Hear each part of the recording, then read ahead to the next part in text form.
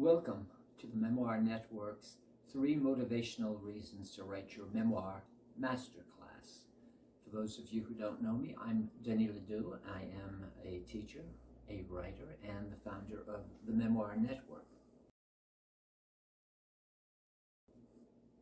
Today's masterclass is brought to you by The Memorable Story, Write Your First Memoir Draft. This is our premier long-distance learning course. The Memorable Story will lead you through a process to transform what might be a struggling story into a memorable, meaningful, and interesting memoir. To learn more about the Memorable Story, please check the description after we finish this video. Today's class is on intrinsic motivational reasons to write a memoir. An intrinsic reason, for those of you who are not quite clear on what that is something that comes from within you. Usually it has something to do with who you are. When you do something, not because it has a reward, for instance, money at the end, but just because it's going to bring you satisfaction, that is an intrinsic reason. And to see you through the writing of a memoir, and in most cases, writing a memoir is not going to lead to much income. I have done this work for many, many years, and there are very few of the writers that I have worked with who have parlayed their memoir writing into an extrinsic reward, that is money. Most of us have written for the joy of writing a memoir. So let me present what I see as the most valuable of the intrinsic reasons for writing a memoir.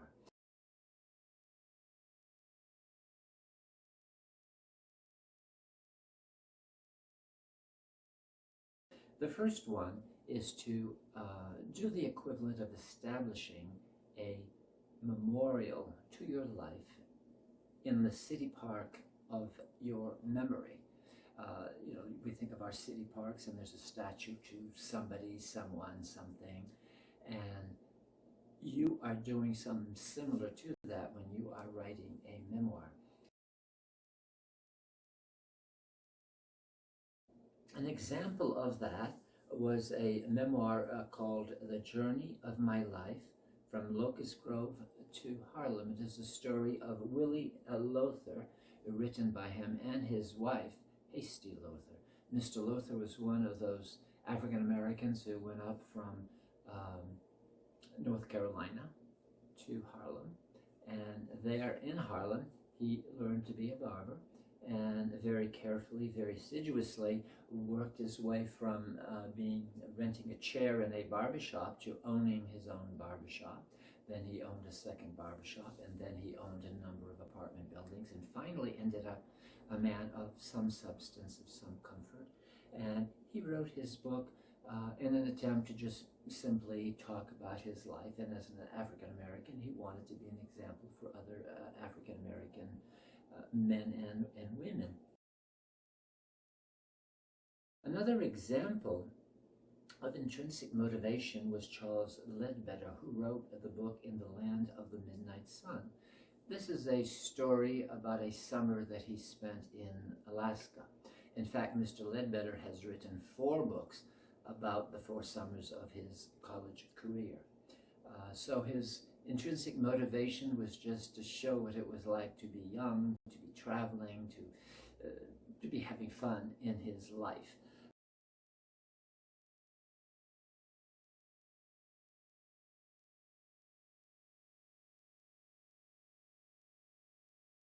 One of our clients was Denise Brown, whose book Transcending Darkness is about growing up with 2 parents who were extremely abusive. We're talking about physically striking the child with hands, with broomstick, with handles of anything. Those parents would have been in jail today if Denise had been a young person today. But when she was growing up, they went to a church and they got away with it. So Denise wrote her book to try to understand what it was like how she was able to survive all of this abuse. In the end, Denise did survive. She became an orthodontist with a flourishing practice today, and she also has a book which was an attempt on her part to understand much of why her parents were the way they were, and to some extent even forgive them for what they did to her and to her 5 sisters.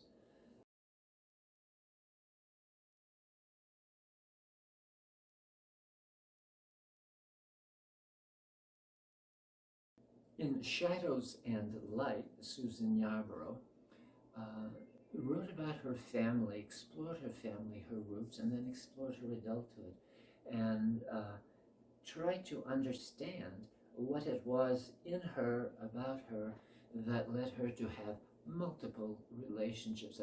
I'm not talking about promiscuity here, but I'm talking about successive monogamous relationships that didn't work out. Time and again, something happened. Either something that she wasn't able to bring, or something, the choice that she had made in partners that didn't permit them to bring something. And then finally, Susan was able to understand something about the men she was choosing and something about herself. And she wrote in Shadows and Light about this coming to an awareness. This also is healing, but it's really an understanding. And in fact, all 3 reasons to write a memoir, all 3 of these intrinsic reasons, offer what the poet Rainer Maria Rilke talked about.